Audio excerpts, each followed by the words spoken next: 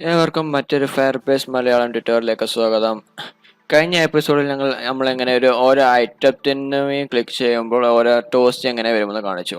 ഇന്നത്തെ വീഡിയോയിൽ ഓരോ ഐറ്റവും എങ്ങനെ ക്ലിക്ക് ചെയ്യുമ്പോൾ എങ്ങനെ ഡിലീറ്റ് ചെയ്യാമെന്നാണ് കാണിക്കാൻ പോകുന്നത്.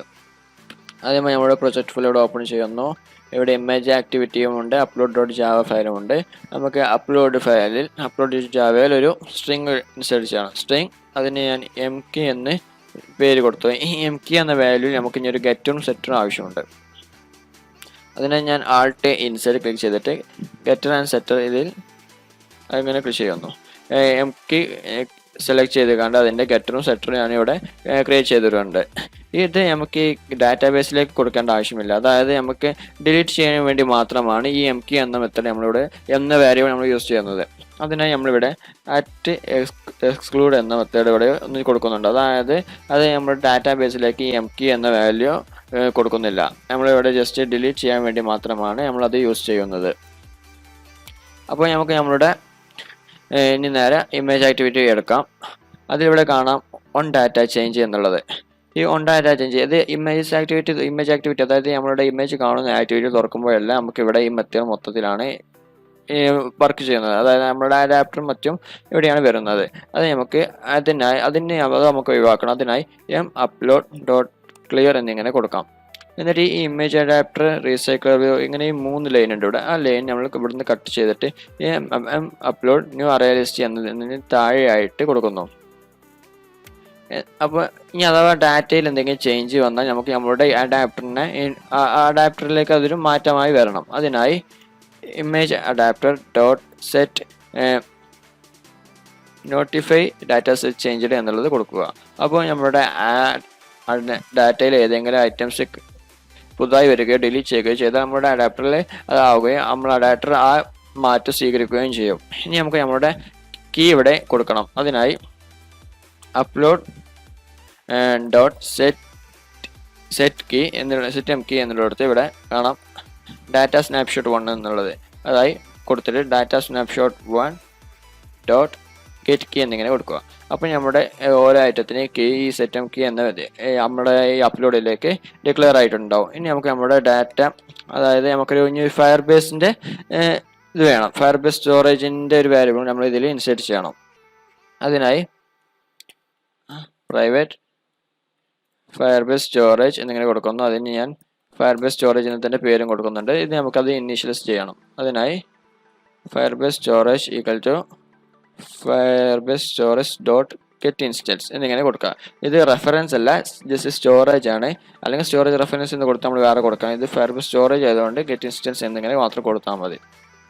നമുക്ക് ഇമേജ് ഡിലീറ്റ് ചെയ്യണം. അതിനായി ഓൺ ഡിലീറ്റ് ക്ലിക്ക് മെത്തേഡ് നമുക്കിവിടെ ഉണ്ട്, അതെടുക്കാം.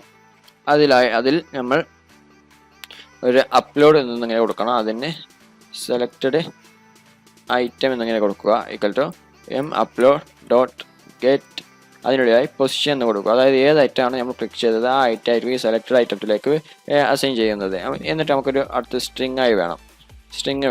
സ്ട്രിങ് അതിന് ഞാൻ സെലക്റ്റഡ് കീ എന്നിങ്ങനെ കൊടുത്തു ഈക്വൽ ടു സെലക്റ്റഡ് ഇവിടെ കൊടുത്താൽ selected item dot get M key എന്നിങ്ങനെ കിട്ടും.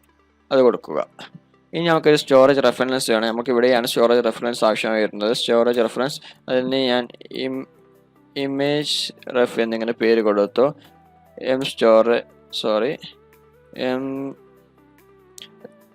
Storage reference Firebase storage dot get reference from URL എന്നാണ് നമ്മളിവിടെ യൂസ് ചെയ്യുന്നത്. അതിൽ selected item dot get image URL അതായത് ആ ഇമേജിൻ്റെ URL ആണ് നമുക്ക് കിട്ടുന്നത്. അതായത് നമ്മളിവിടെ ഇപ്പോൾ നമ്മുടെ സ്റ്റോറേജ് ഫയർബേസ് ഡാറ്റാബേസ് ഉണ്ട്, ഫയർബേസ് സ്റ്റോറേജും ഉണ്ട്. നമ്മുടെ സ്റ്റോറേജിൽ നിന്നാണ് നമ്മളുടെ ഡാറ്റ അതായത് ഇമേജ് ഡിലീറ്റ് ചെയ്യുന്നത്. അപ്പോൾ അതിൻ്റെ ഇമേജ് URL ആണ് നമുക്ക് ഇവിടെ കിട്ടിയത്. എന്നിട്ട് ഇമേജ് റെഫ് ഡോട്ട് ഡിലീറ്റ് എന്ന് കൊടുക്കുക. ഇങ്ങനെ കൊടുക്കുക dot add on success listener new on success listener എന്നിങ്ങനെ കൊടുക്കാം. എന്നിട്ട് നമുക്ക് ഇവിടെ ഇതിൻ്റെ ഉള്ളിലായിട്ട് നമുക്ക് അതിൻ്റെ ഡാറ്റയും നമുക്ക് അതായത് അപ്പോൾ നമ്മളുടെ സ്റ്റോറേജിൽ നിന്ന് നമ്മൾ അതിൻ്റെ ഇമേജ് ഡിലീറ്റ് ചെയ്തു, അത് ഒന്ന് സക്സസ് ആയി കൊടുക്കാം. ഡാറ്റാബേസ് റെഫറൻസ് ഡോട്ട് ചൈൽഡ് എന്നിട്ട് അതിനുള്ളിലായി സെലക്റ്റഡ് കീ എന്നിങ്ങനെ കൊടുക്കാം. അതായത് ആ കീയിൽ നിന്ന് നമുക്ക് ഡാറ്റാബേസ് റെഫറൻസ്, അതായത് നമ്മുടെ ഫയർബേസ് ഡാറ്റാബേസിൽ നിന്നും ഡാറ്റ ഡിലീറ്റ് ചെയ്യണം. റിമൂവ് വാല്യൂ എന്നിങ്ങനെ കൊടുക്കാം. അതായത് നമ്മളിവിടെ നമ്മുടെ ഫയർബേസ് സ്റ്റോറേജിൽ നിന്ന് അതിൻ്റെ ഇമേജ് URL വെച്ച് അതിൻ്റെ ഇമേജ് ഡിലീറ്റ് ചെയ്തു. അതായത് ഏതൊരു ഐറ്റം ആണ് ക്ലിക്ക് ചെയ്തത് അതിൻ്റെ ഇമേജ് നമ്മൾ ക്ലിക്ക് ചെയ്തു. അങ്ങനെ ആ ഇമേജ് ക്ലിക്ക് ചെയ്ത് കഴിഞ്ഞതിന് ശേഷം നമുക്ക് അതിൻ്റെ ഡാറ്റ, അതായത് ഡാറ്റാബേസിൽ നിന്നും കൂടി അത് നമുക്ക് ഡിലീറ്റ് ചെയ്യണം. അതിനാണ് നമ്മൾ എങ്ങനെ ചെയ്തത്. നമുക്കിനി ഇവിടെ ആഡ് ഓൺ ഫെയിലർ ലിസണർ കൊടുക്കാം. അഥവാ എന്തെങ്കിലും ഫെയിലർ സംഭവിച്ചാൽ നമുക്ക് വേണമെങ്കിൽ ടോസ് ചെയ്യണം, അങ്ങനെ ചെയ്യാൻ. അത് നമുക്ക് ആവശ്യമില്ലാത്തത് നമ്മൾ സെമിക്കോളൻ ഇട്ട് കൊടുത്തു. ഇനി ഇവിടെ എന്നിട്ട് ഒരു ടോസ്റ്റ് കൊടുക്കാം. ടോസ്റ്റ് കൊടുത്തിട്ട് നമുക്ക് ഇവിടെ ഡാറ്റ ഡിലീറ്റഡ് എന്നിങ്ങനെ കൊടുക്കാം. അതായത് ഡിലീറ്റ് ചെയ്ത് കഴിഞ്ഞതിന് ശേഷം ഡാറ്റ ഡിലീറ്റഡ് എന്ന് കാണിക്കാൻ വേണ്ടി നമുക്ക് ഇങ്ങനെ കൊടുക്കാം. ഇനി നമ്മൾ ഒരു കാര്യം കൂടി നമുക്ക് ഇവിടെ ചെയ്യാനുണ്ട്.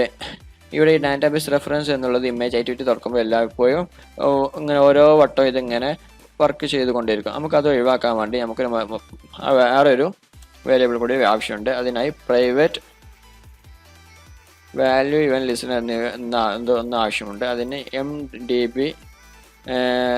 ലിസണർ എന്ന് ഞാൻ പേര് കൊടുക്കുന്നുണ്ട്. എന്നിട്ട് ഇവിടെ MDB listener equal to database reference എന്നിങ്ങനെ കൊടുക്കാം.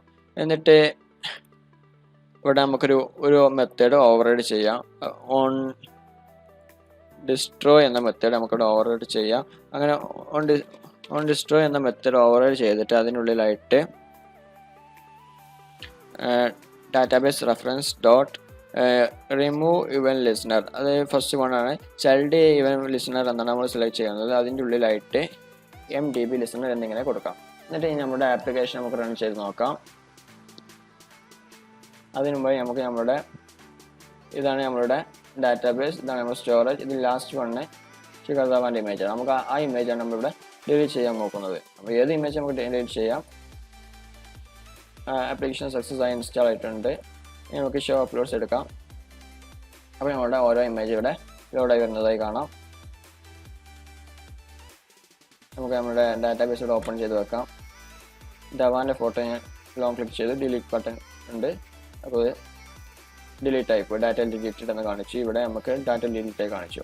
ഇപ്പോൾ നമുക്ക് ഇവിടെ 4 ഇമേജ് ഉണ്ട്. നമുക്ക് ഇനി റീഫ്രഷ് ചെയ്ത് നോക്കാം.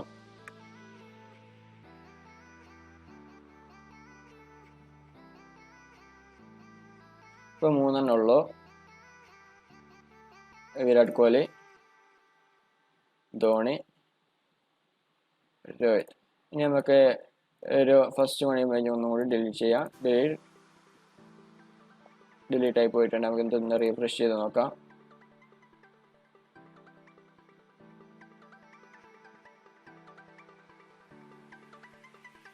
രണ്ട് ഇമേജായി ചുരുങ്ങിയിട്ടുണ്ടാവും. ധോണി, വിരാട് കോഹ്ലി. അതുപോലെ നമുക്ക് ഡാറ്റാബേസ് നോക്കുകയാണെങ്കിൽ ഇവിടെ ധോണിയുടെയും വിരാട്ടിൻ്റെയും മാത്രമേ ഉള്ളൂ.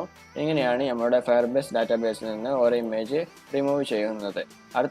അടുത്ത എപ്പിസോഡിൽ എങ്ങനെ നമ്മളുടെ വാൾപേപ്പർ എങ്ങനെ സെറ്റ് ചെയ്യാമെന്നാണ് നമ്മൾ ചർച്ച ചെയ്യാൻ പോകുന്നത്. അത് നമുക്ക് നോക്കാം. ഇന്നത്തെ വീഡിയോ നിങ്ങൾക്ക് എല്ലാവർക്കും ഇഷ്ടപ്പെട്ടു എന്ന് കരുതുന്നു. ഇഷ്ടപ്പെട്ടാൽ തീർച്ചയായും ലൈക്ക് ചെയ്യുക. എൻ്റെ ചാനൽ ഇതുവരെ സബ്സ്ക്രൈബ് ചെയ്യാത്തിട്ടുണ്ടെങ്കിൽ എത്രയും പെട്ടെന്ന് സബ്സ്ക്രൈബ് ചെയ്തത്. തുടർന്ന് വരുന്ന വീഡിയോകൾ നിങ്ങൾക്ക് നോട്ടിഫിക്കേഷനായി ലഭിക്കുന്നതിന് വേണ്ടി തൊട്ടടുത്ത് കാണുന്ന ബെൽ ബട്ടൺ ക്ലിക്ക് ചെയ്യുക. എല്ലാവർക്കും നന്ദി. ശുഭദിനം.